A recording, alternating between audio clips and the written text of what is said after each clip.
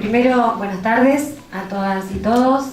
Gracias por estar. Realmente después del almuerzo tener esta convocatoria para nosotros es muy importante. Agradecer con la organización, felicitar a Mariana Silvestri. Bueno, y también saludar y agradecer la presencia de mis colegas y amigos de la mesa del Consejo Federal de Defensores Públicos. Señalar la importancia de la presencia de ADEPRA, que representa desde el asociacionismo a todos los defensores y defensoras de la República. Celebrar también la cantidad de defensores, empezando por los de Santa Fe, que es mi provincia, de defensores públicos y defensores regionales, y también los de todas las provincias que se han hecho eco de esta convocatoria y han venido hasta Mendoza, que realmente no es ningún sacrificio. Es muy lindo venir a Mendoza, estamos realmente muy contentos y agradecidos de estar aquí. Bueno, yo antes de hablar de lo del tema del registro, que surgió como una idea en la mesa del Consejo Federal cuando empezamos a diagramar las jornadas de este año, que dijimos ya de autonomía se viene hablando, Santa Fe ya pudo exponer en las jornadas anteriores, las que se hicieron en Santa Fe hace 2 años, pero me parece importante refrescar un poquito y tomar 2 minutos en base también a la importancia que recalcaba Domingo de la situación de Santa Fe. Nosotros, la defensa pública del Servicio Público Provincial de Defensa Penal surge en Santa Fe mediante la creación de una ley, creado por ley, a partir de el cambio de sistema penal, de sistema de justicia penal, que pasamos de un sistema escrito, de neto corte inquisitivo, a un sistema acusatorio adversarial, y que en un conjunto de leyes de herramienta para poder implementar ese sistema se crea el Servicio Público de la Defensa Penal,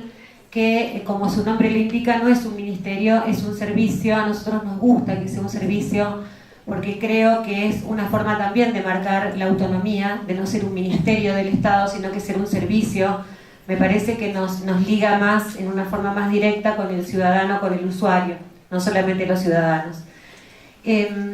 Bueno, esta ley viene a zanjar una problemática que se da con la letra de la Constitución, porque nuestra Constitución también contiene dentro de la Corte un procurador que es la cabeza del Ministerio Público. Entonces este procurador era el jefe de fiscales y defensores. Con la implementación del sistema acusatorio se crea la defensa con autonomía funcional y administrativa y con autarquía financiera. Y por otro lado también se crea el Ministerio Público de la Acusación, y también se convierte el sistema de los jueces, que era un sistema estático, en un sistema mucho más dinámico y acorde con el sistema acusatorio, que es a partir de la organización mediante colegios de jueces, de primera instancia y de segunda instancia. De esa manera quedó en Santa Fe.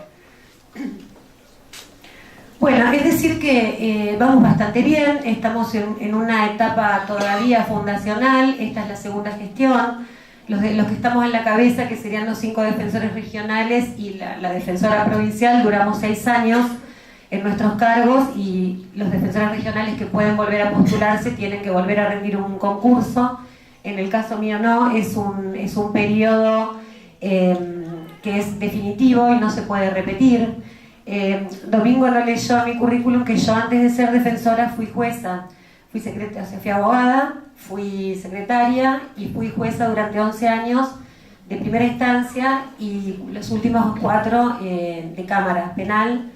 Y bueno, presentarme a este concurso implicó que renuncie a mi cargo, y bueno, cuando termine esto ya no sé qué voy a hacer, tendría que volver a rendir concurso, pero el sistema es así y tiene que ver justamente con la autonomía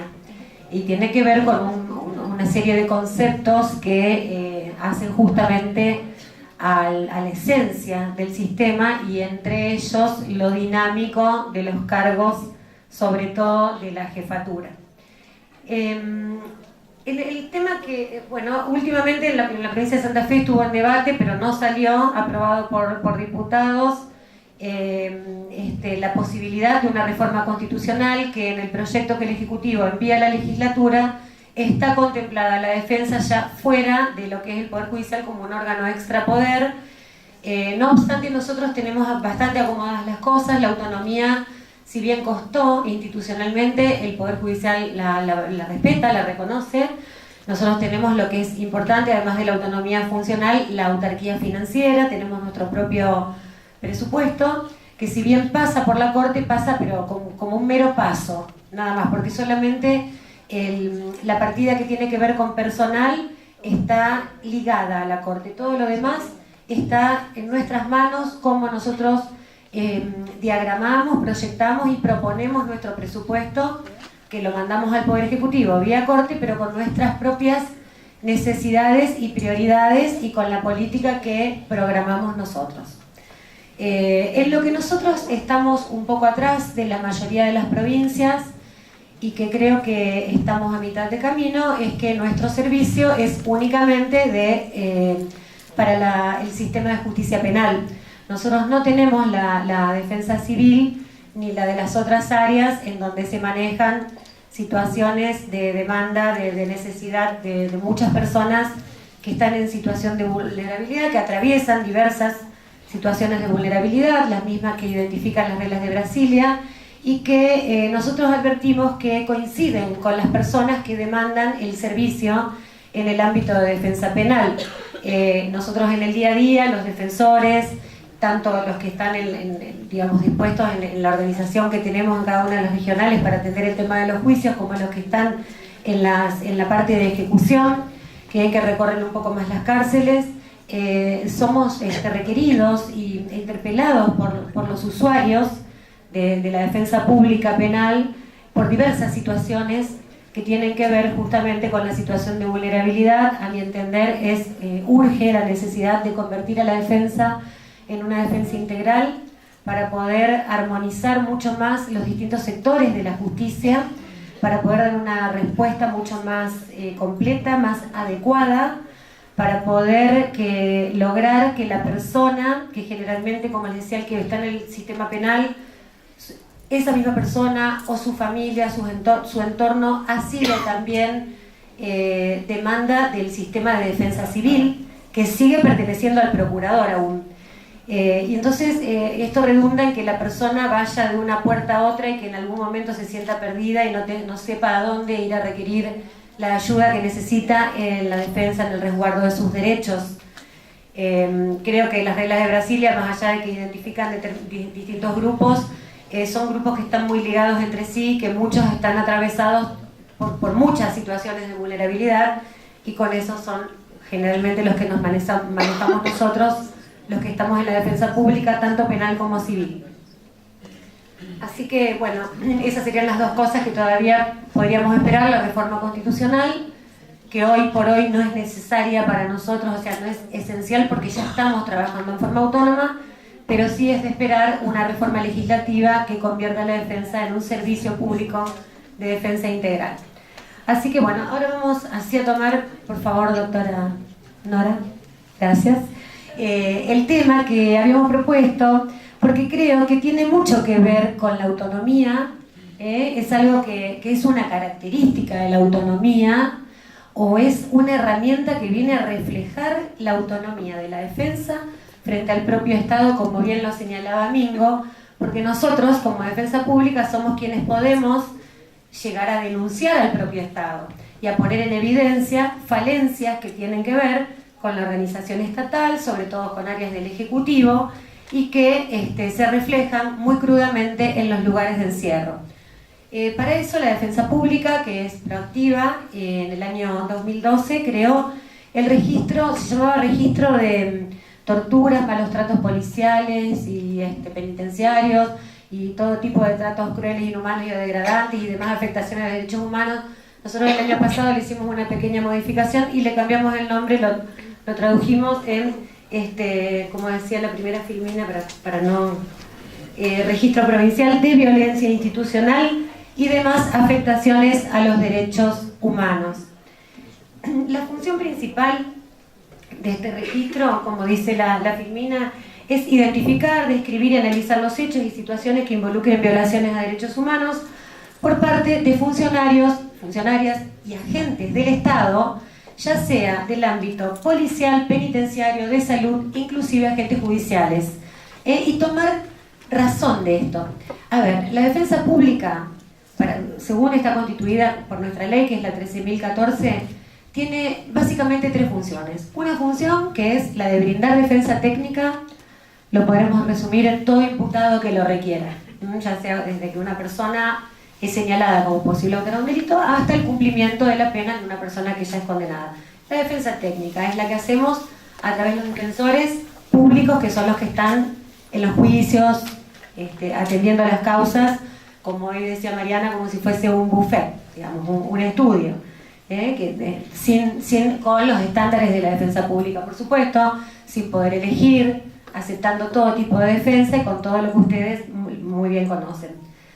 Otro pilar de nuestro trabajo es la de la protección y promoción de los derechos humanos. Por eso creo que nos quedamos cortos con la defensa penal solamente. Ese segundo pilar lleva a la construcción del tercer pilar, que es la necesidad de organizar monitoreos e inspecciones en los lugares de encierro. Lugares de encierro que no solamente son penales, sino también lugares de salud, y también de justicia penal juvenil, que aún no está bajo nuestra órbita. Sí, lo va a estar próximamente, porque está por salir en Santa Fe un nuevo código de justicia penal juvenil que también instaura el sistema acusatorio y que transfiere a la defensa pública penal la atención de todo ese colectivo de personas menores de edad que están en conflicto con la ley penal. Entonces, bueno, de este monitoreo y de estas inspecciones que se realizan permanentemente se recaban datos, que hay otro artículo de nuestra ley que obliga, digamos, establece que la defensa pública tiene que organizar base de datos. Bueno, la provincia de Santa Fe organizó más que una base de datos, que es un registro público, tomando como modelo el registro público nacional, que en realidad es nacional, pero es un registro que es para Ciudad Autónoma y Provincia de Buenos Aires. Se le llama nacional por la envergadura que tiene y porque concentra la mayor cantidad de población del país, que lo lleva adelante la facultad de la Universidad de Buenos Aires con la Procuración Penitenciaria de la Nación y con el Consejo de la Magistratura. Entre ellos han formado un registro, se han basado mucho en el instituto, se han apoyado mucho en el Instituto Bruno Germani, que está dentro de la UBA, y nosotros, la provincia de Santa Fe, tomó como modelo ese registro. Te pido, Nora, que por favor pases una. Acá, o sea, ¿para qué sirve el registro? El registro sirve para recolección de datos que surgen de los monitoreos e inspecciones, pero también de otro tipo de fuentes periodísticas, de los relatos que las personas bajo encierro hacen a los defensores, de las planillas de violencia institucional que los defensores también completan. Defensores y todo agente y funcionario que está en la órbita del servicio de la defensa tienen instrucciones expresas de completar una planilla, que es un formulario predeterminado que nosotros tenemos, conformado y confeccionado por gente especializada, que es quien tiene a cargo la organización del registro, y que tiene una serie de pautas que son indicadores para medir las violencias que se viven en los ámbitos institucionales y especialmente en los de encierro. La anterior, la de los circulitos. Esa filmina es muy importante porque es la definición que nosotros tomamos de violencia institucional, porque puede haber muchas definiciones en base a distintos conceptos de violencia institucional. Nosotros lo tenemos expresamente recortado a lo que es la intersección de estos tres grupos de factores que son los que nos definen la violencia institucional, que son el contexto, que es cuando las personas están con restricción de su autonomía o de su libertad; las prácticas que sean violatorias de derechos humanos; y que los perpetradores sean agentes o funcionarios públicos, ya sean judiciales, penitenciarios, policiales, médicos de los hospitales o de los lugares para la atención de personas con padecimientos mentales. Esta es como un marco de las situaciones que nosotros vamos a registrar en este registro, que, como les decía, es más que una base de datos. Bueno, después siguen las filminas con la siguiente, con lo que es la definición de tortura. Nosotros tomamos también, saben, como todos ustedes conocen, hay múltiples pactos, tratados y documentos internacionales que hablan de la tortura, todos la definen. Nosotros tomamos el artículo 2 de la Convención Interamericana para Prevenir y Sancionar la Tortura, que nos parece muy importante porque para esta definición no es relevante el grado de sufrimiento ocasionado a la víctima para que un acto pueda ser calificado como tortura. Lo que basta es que haya un sufrimiento perpetrado por quienes ya dijimos que eran los perpetradores. Y además que no contiene una lista taxativa de los propósitos que debe seguir un acto para ser calificado como tortura, con lo cual es bastante amplio el concepto de tortura. ¿Quiénes son los perpetradores? Que es la siguiente. Todo esto voy muy a vuelo de pájaro porque la idea, hago un paréntesis, es que las distintas provincias copien esto, que tomen esta iniciativa y vayan armando su propio registro, porque la verdad que es una fuente de datos muy importante, sobre todo para la cuestión programática de la política que uno va a aplicar y de cómo va a organizar sus recursos materiales, sus recursos humanos y también la línea ideológica, si se quiere, que se va a seguir en lo que es la defensa propiamente dicha, tanto en las partes del proceso, todavía del juicio, como también en el cumplimiento, en la ejecución de las penas. Y ni hablar en las cuestiones en las situaciones de prisiones preventivas donde todavía no hay condena y hay personas privadas de la libertad. Los perpetradores, entonces, funcionarios públicos, las víctimas, cualquier persona que se encuentre privada de su autonomía o libertad. Es de aquí que el mayor porcentaje de tortura o de malos tratos, de violencia institucional, se da en los primeros momentos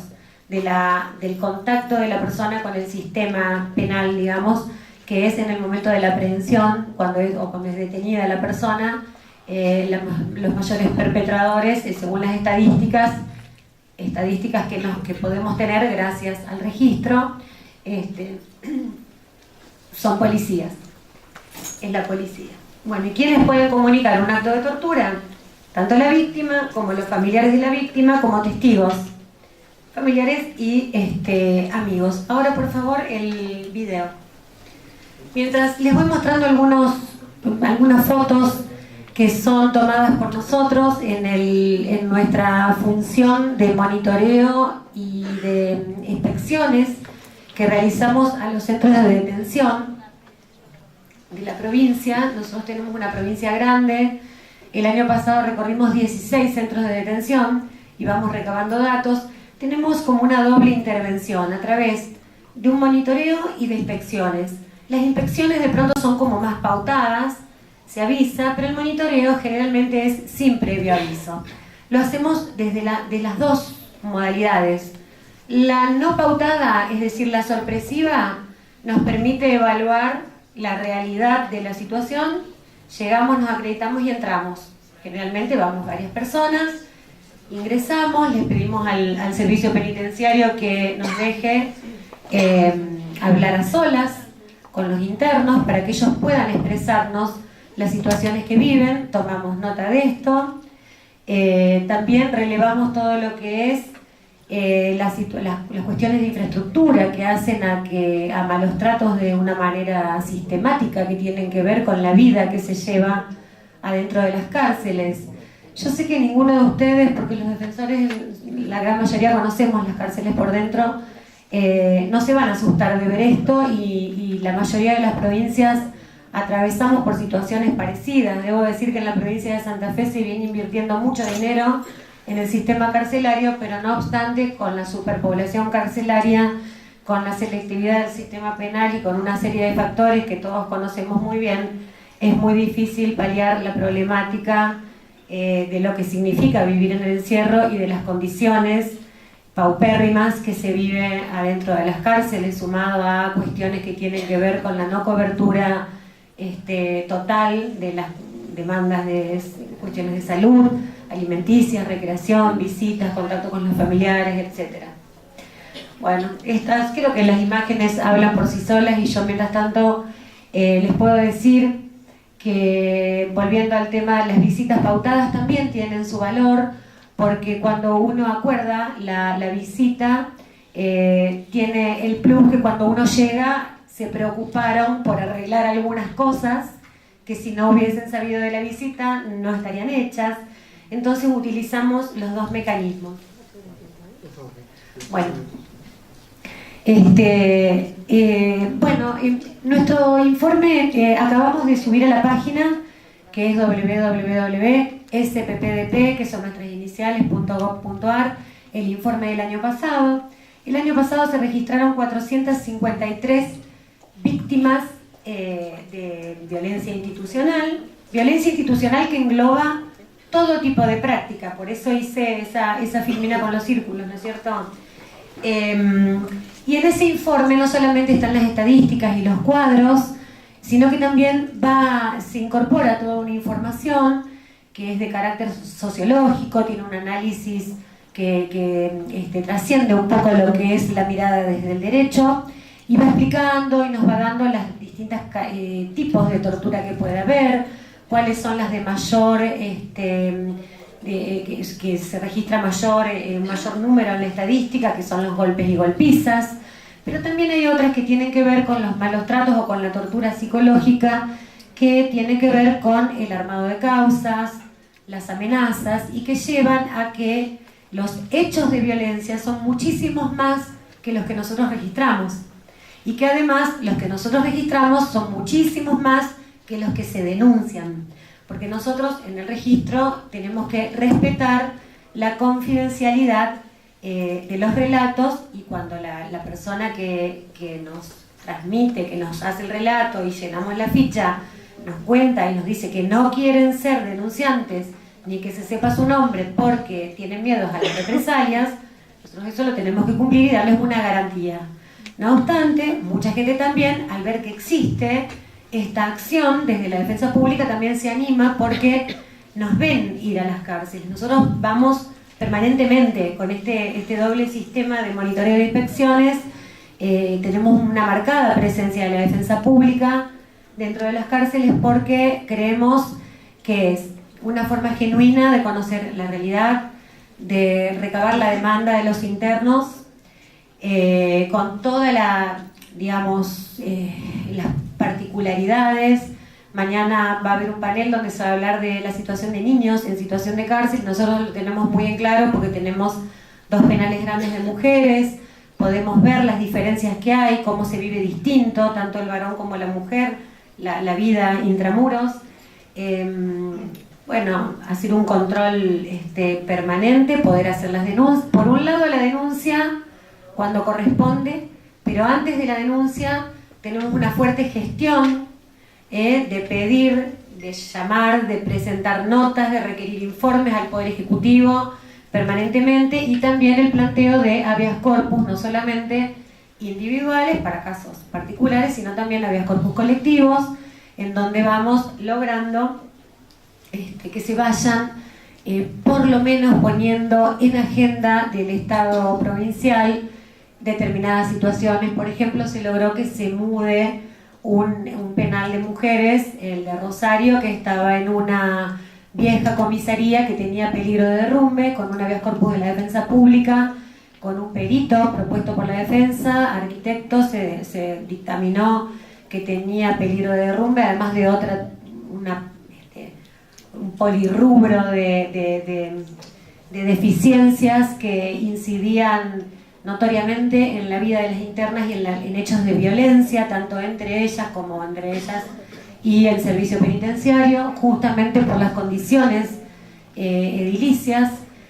No obstante, ahora estamos viendo, porque en el edificio nuevo estamos detectando también una serie de falencias, por más que el Estado invierte, si no está este ejercicio permanente de la defensa en ir, monitorear, pedir, plantear y llegar a través de los recursos, tanto por la vía administrativa como por la vía judicial, mediante los recursos de habeas corpus, se invierte, se las interna y punto, ahí llega. Y esto es un día a día, son poblaciones problemáticas, son poblaciones atravesadas por muchas situaciones de vulnerabilidad, por la distancia de su familia, por la problemática de las visitas, la problemática de las requisas, etcétera, etcétera. En definitiva, tener un registro de violencia institucional y demás afectaciones de derechos humanos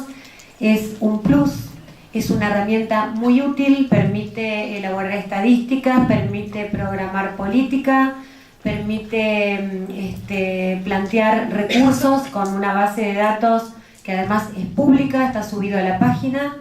transparenta nuestra actividad,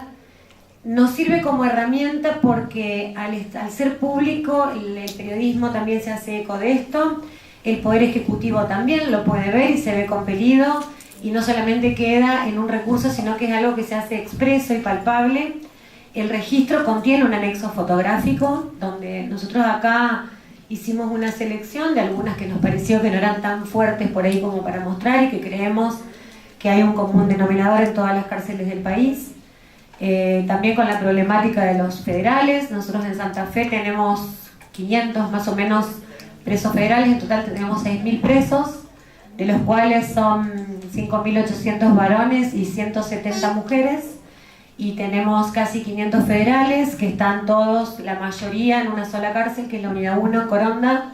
con toda la problemática, porque mientras están en el encierro, están bajo la protección, o sea, el paraguas se abre por la protección de los derechos humanos y están bajo la órbita de la defensa pública provincial, por más que sean federales. Todo lo que les pasa en el encierro queda en nuestras manos de alguna manera.